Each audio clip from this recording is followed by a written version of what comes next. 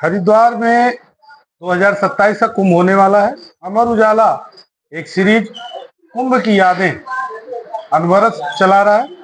इसमें हम विभिन्न क्षेत्रों के लोगों से, संत समाज से, अखाड़ों से उनके अनुभव साझा कर रहे हैं।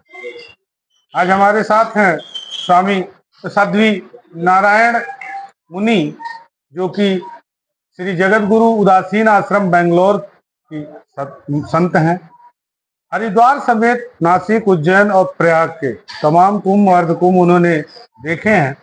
आज हम उन्हीं से जानेंगे कि पूर्व के कुंभ और वर्तमान के कुंभ में उन्होंने एक लंबे अंतराल में क्या अंतर देखा।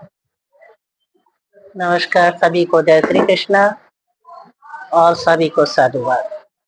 मैंने जो भी कुंभ देखे और जो सनातन की परंपरा को देखा है वो बहुत ही अद्भुत है।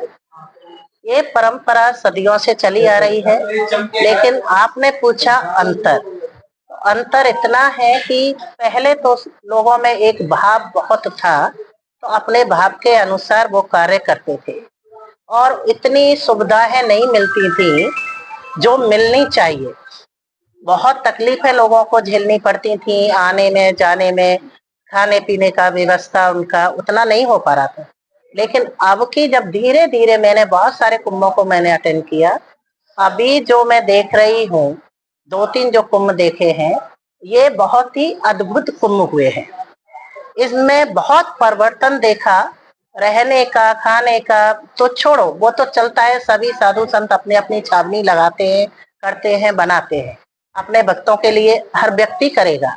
लेकिन जो सरकार ने जो कार्य किया वो एक बताने लायक है, क्योंकि पहले तो ना रोड ठीक थे, ना पानी की व्यवस्था थी, ना वहां पर बाथरूम की व्यवस्था होती थी ठीक से। पता नहीं सरकार बना देती थी कि ये लोग नहीं बनाते थे, वो मैं नहीं जानती। लेकिन जो प्रत्यक्ष मैंने देखा उसमें मैंने यही पाया कि अब जो व्यवस्था है वो बहुत ही अच्छी व्यवस्था है। योगी जी ने बहुत अच्छी की है, मोदी जी ने सनातन धर्म के लिए बहुत कुछ अच्छा किया है और अभी ये हमारा आगे सिलसिला चलता ही रहेगा।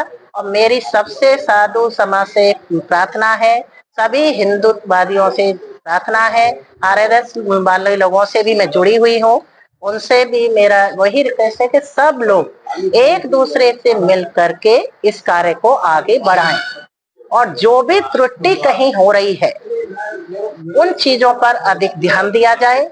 सरकार सब कुछ नहीं कर सकती, एक जनता का भी फर्ज बनता है कि जनता भी उसे सोचे, समझे और उस चीज को फॉलो करे। सरकार दे सकती है, बता सकती है, लेकिन जनता का क्या है उद्देश्य, उसको भी उस परंपरा को ठीक से लेकर चलना है, साफ सफाई का ध्यान रखना है, एक दूसरे को भाईचारे के साथ में रहना है। मैंने उसमें देखा है। लेकिन अभी तो अद्भुत है, इसकी कोई कल्पना की नहीं जा सकती, मेरे पास शब्द भी नहीं है। मैं फर्स्ट शाही स्नान जो किया बहुत ही अद्भुत था, बहुत ही अच्छा था।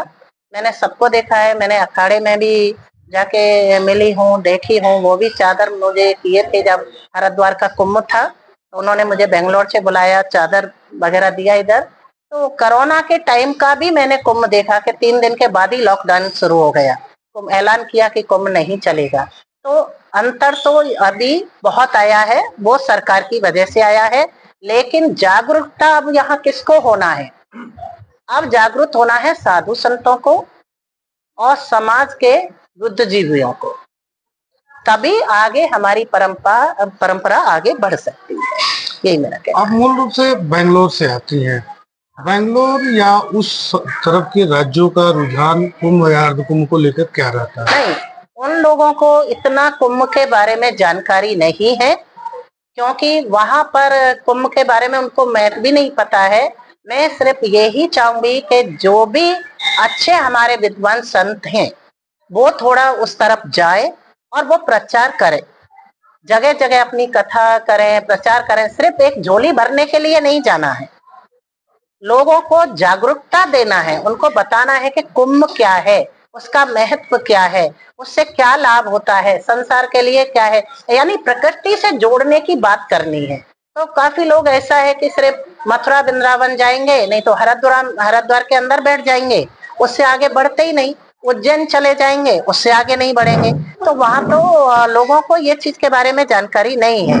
लेकिन अभी मैं पूर्ण विश्वास से बोल सकती हूँ कि धीरे धीरे हम जो प्रचार कर रहे हैं, जिन लोगों से मैं जुड़ी हूँ, और अंतराल मैं तो काफी कन्याकुमारी से कश्मीर तक मेरा तो चलता ही रहता है राउंडिंग। जॉब के साथ साथ वो मैं कर रही हूँ और आरएसएस लोगों के साथ भी जुड़ी हूँ।